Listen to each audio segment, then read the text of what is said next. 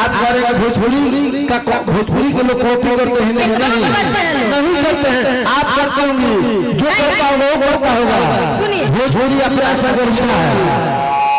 भैंसा बोले लगा आप लोग ऐसे हाला मत कीजिए, अगर हम सुन रहे हैं तो आप भी मेरा सुनिए। ननद भौजाई के लोग झोंका लगाना हो रविंद्र चाचा हम ननद भौजाई का हम गाना लिख रहे हैं, नए नए लिखले बारे जितेंद्र जख्मी जी। देखिए हम चुप हां गाए जख्मी भैया के लिखल ननद भौजाई अल्लाह हो हमरो।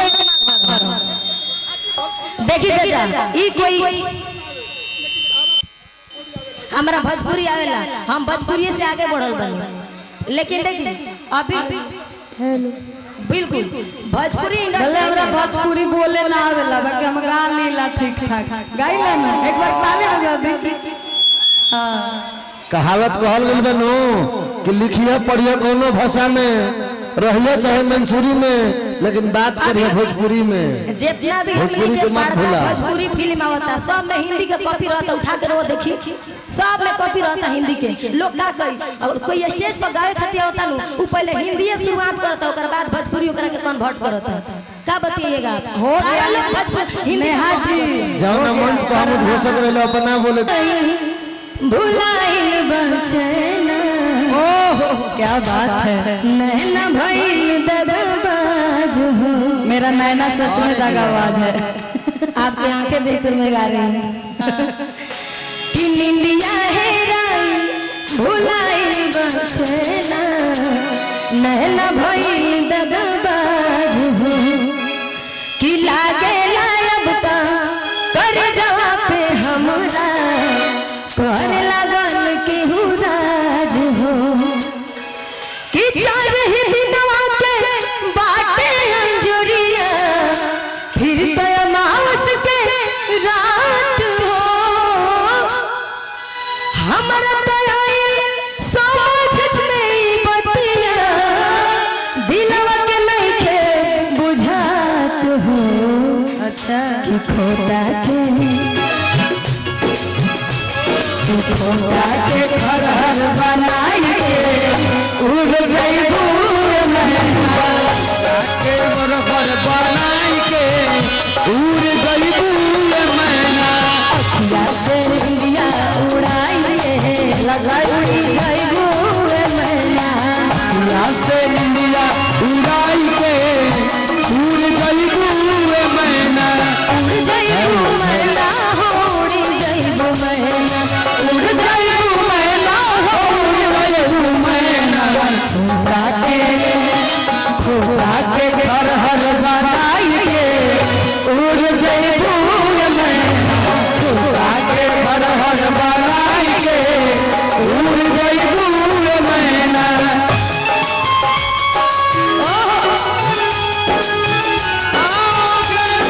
जिससे जान जुदा होके यार सब आओ, देर ना हो जाए कहीं, देर ना हो जाए, देर ना हो जाए कहीं, देर ना हो जाए। आ जाए मन मेरा घबराए, देर ना हो जाए कहीं, देर ना हो जाए, देर ना हो जाए कहीं, देर ना हो जाए। ई गाना में अदिति जी इतना सुंदर गा लेनी तो आगे के लाइन में छोड़ी, बड़ी अच्छा बा। वो बड़ा सा लाइव प्रोग्राम होत रहल, बड़ी मजा आई। रस्ता रोका कभी काली घटा में, फेरा डाल कभी बादल हवा में। कभी काली घटा में, बैरा डाल कभी बैरन हवा में। रस्ता रोका कभी काली घटा में, फेरा डाल कभी बादल हवा में। कभी काली घटा में, बैरा डाल कभी बैरन हवा में। बिजली चमक लगी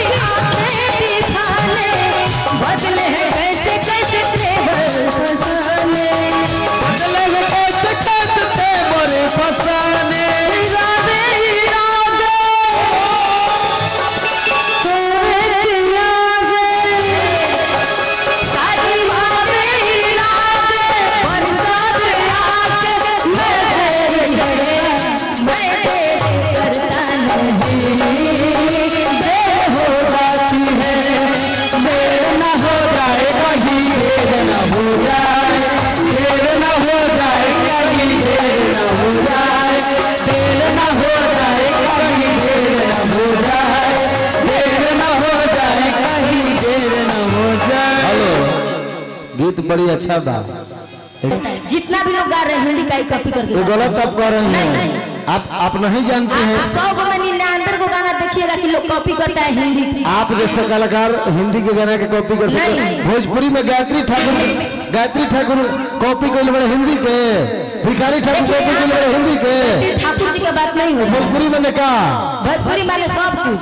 गायत्री ठाकुर भिखारी ठाकुर। देखिए ऐसा नहीं है नहीं। हिंदी का शिकायत मत करिए। मैंने हम वो हमारे बड़ाई करते हैं। वो लोग कहते हैं भोजपुरी अश्लील है, हमारा भोजपुरी अश्लील है। नहीं वो लोग नहीं बोलते हैं। बोलता है हम लोग इधर माइक दीजिए। एक बात सुनिए ना, हम लोग हेलो सुनिए वो लोग नहीं आते। प्रचार करने वाले कलाकार को मैं कहता हूँ, आप लोग को गाना है तो ननद भौजाई के लोग झुकाइए, भोजपुरी में अच्छा लगेगा भैया।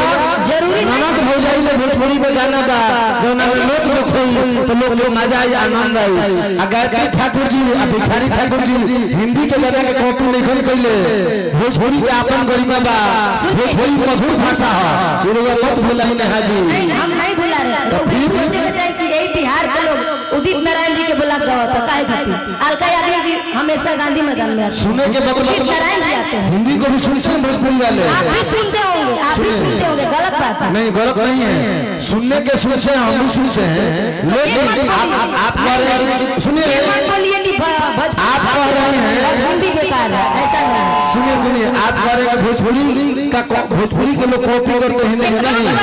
नहीं करते हैं, आप करते होंगे। जो करता होगा वो करता होगा। सुनिए भोजपुरी अपना ऐसा करना है। भैंसा बोले लग रहा है। आप लोग ऐसे हल्ला मत कीजिए। अगर हम सुन रहे हैं तो आप भी मेरा सुनिए। ननद भौजाई के लोग झोंका लगाना हो रविंदर चाचा हमने ननद भौजाई का हम गाना लिख रहे हैं, नए नए लिखले बारे जितेंद्र जख्मी जी। देखिए हम चुप हाँ गाई जख्मी भैया के लिखल ननद भौजाई अल्लाह हो। हमरो देखिए चाचा ई कोई हमारा भोजपुरी आवेला, हम भोजपुरी से आगे बढ़ल बनी। लेकिन देखिए अभी बिल्कुल भोजपुरी भले हमरा भोजपुरी बोले ना आवेला, बाकी हम गा लीला ठीक ठाक गाइला ना। एक बार ताली बजा दी। हां कहावत कहल गइल बनो कि लिखिए पढ़िए कोनो भाषा में, रहिए चाहे मंसूरी में, लेकिन बात करिए भोजपुरी में। जितना भी भोजपुरी के मत भूला। भोजपुरी फिल्म आवता सब में हिंदी के कॉपी रहता। उठा के वो देखिए सब में कॉपी रहता हिंदी के। लोग का कही अगर कोई स्टेज पर गावे खातिर होता नु वो पहले हिंदी से शुरुआत करता, ओकर बाद भोजपुरी ओकरा के कन्वर्ट करता। का बताइएगा हो लोग भोजपुरी हिंदी। हां जी जाओ ना मंच पर हम घोषक रहलो अपना बोले दिला प्रचार ना करे दे। हम भले मत करती हमारे भैया। हम भोजपुरी से बहल बने तो भोजपुरी के मान सम्मान रखो। आप लोग गाने आए हैं कि झगड़ा करने आए हैं? देखिए यहाँ पे कोई सुनिए, मैं इस गाना को खत्म कर दी थी। इन्होंने क्यों बोला कि हिंदी मत गाइए, तो बड़ा सा शुरू से लेकर अभी तक भोजपुरी होत रहा। अब भोजपुरी में हिंदी हम गौनी। ए भाई ये लोग बड़ा मुस्कुराते हैं। चलो पूरा भोजपुरी हिंदी का कॉपी करता हम। ए नेहा जी आप मेरे साथी बन जाइए, आइए ना। यहाँ पे जितना लोग हैं इसमें से 100% में 99% लोग हिंदी सुनते होंगे। सुनते हैं कि नहीं? एक बार हाथ उठा के बताइए, सुनते हैं कि नहीं? ये लोग कहता ना भोजपुरी बड़ा मार मारे। चलिए ठीक बा। कितना लोग हिंदी गावही ना आला स्टेज पर तो का गाई तू भोजपुरी में जाएगा। हमने भोजपुरी गाई, तू हमारा साथी बन जा। अभी जितना हम ये गाए दी तक तो कह दी अब कुछ ना इधर सखी ने इधर भौजाई है या तू ननद हो गाव। हम नहीं गाएंगे ननद लगा, हम अपना गाना गाएंगे। हम मेरा जो हिट है मैं वो गाऊंगी। अभी सब भोजपुरी गाएंगे, ठीक बा। लोग के हिंदी गाए ना आला स्टेज पर तो कहां से गाई? कितना लोग के परफेक्ट गावही ना आला, भुला जाला। ए नेहा भोजपुरी में डूबल बा कि कितना सुंदर अपन गीत संगीत गाओ। सही कोई वही देखो है सब देखिए लोट कॉले बड़े लोग के का होई। एक बात कही, अच्छा हमार गीत हिंदी टोन पर बा बानू अरे जग करे से लोभ कोइलू ओकरे से परेशानी बा ए सनमई करम तहरो लागे खानदानी बा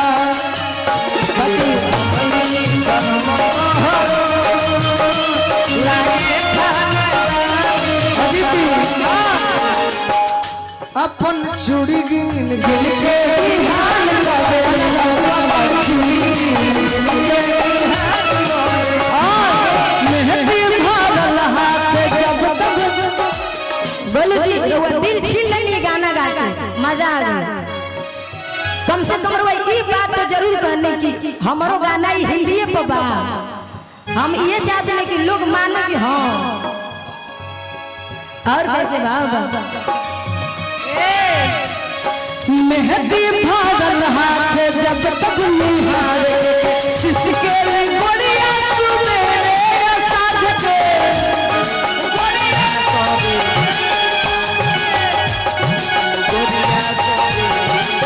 मेहंदी भरल हाथ जब तक निहारे सिसके गोड़िया सुमेरे साज के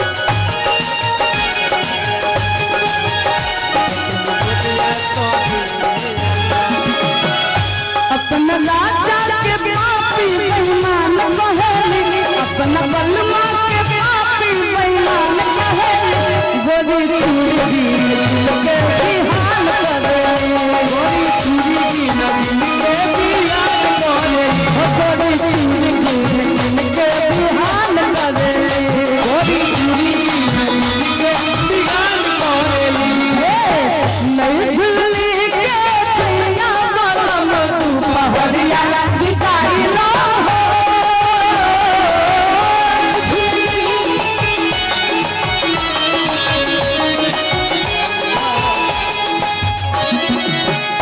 आज कल बदमाश हो गई हो में ओ में सब में पास हो गई हो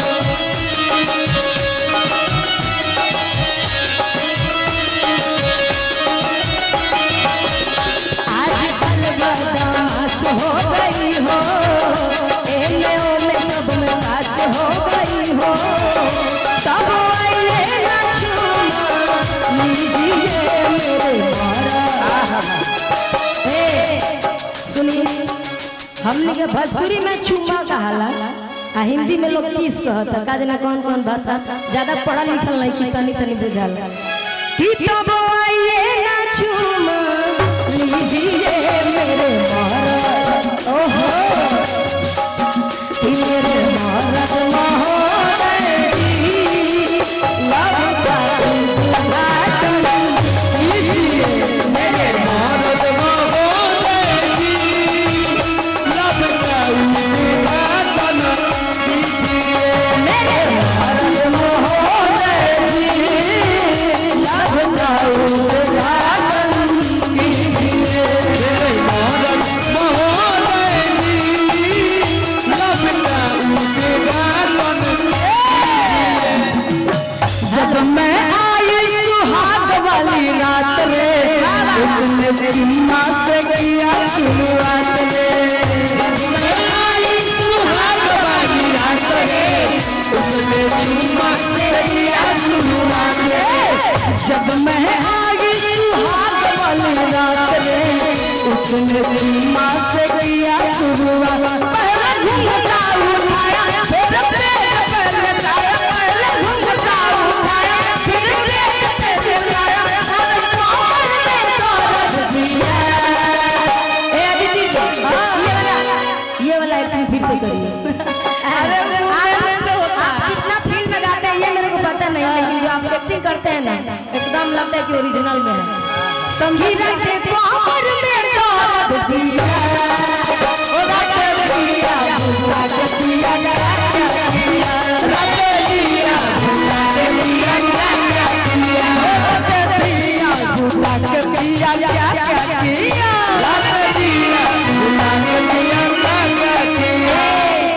खूब सुंदर लाइन बचाते रहे ना जाने का हो गइल बाटे आ सर से चुनरिया सर के जाने का हो गइल बाटे अखियां लावे में लागे लाला भक्त से कर जवा घर पे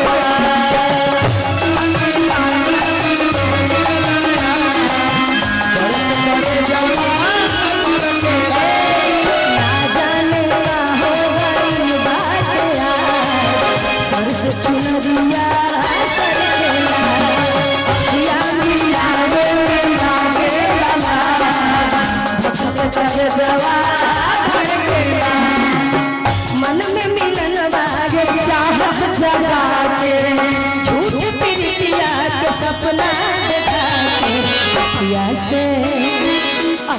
से लिया उड़ाई के राजा भैया मैना अखिया से लिया उड़ाई के भूल गई मैना अखिया से लिया उड़ाई के भूल गई मैना अखिया से लिया उड़ाई के भूल गई मैना। हम तोहरा प्रीतिया में दिल के दुनिया लुटा दिहलवा हमारा प्रीतिया में दिल को दुनिया लुटा दे तुम माना न माना ये रानी, तुम माना न माना ये रानी, तोहरे आपन बना रहलवानी। हमारा प्रीतिया में दिल को दुनिया लुटा दे हमारा प्रीतिया में दिल की दुनिया लुटा दे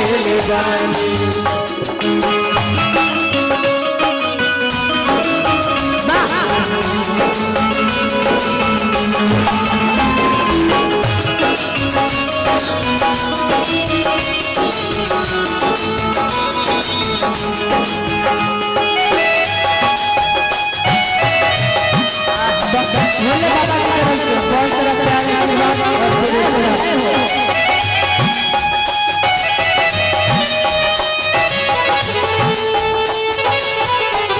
थैंक यू।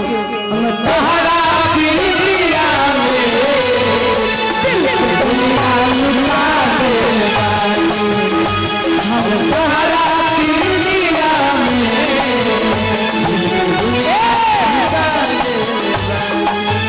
भोले बाबा ये लाइन सुनकर आए 500 के नोट दिए, इनके दिल पे चोट लगा तो उसके बाद इनको भी दिल पे चोट लगा तो इन्होंने 500 के नोट दिए, ताकि दोबारा भी दे दीजिएगा। हम तहरा प्रीतिया में दिल की दुनिया लुटा देगा। हमारा प्रीतिया में दुनिया लुटा दे भोले बाबा खातिर हम गाए। दू करी तो दू बड़ी नीचे होता है इसके मजा नहीं होता गाय में, लेकिन दू करी हम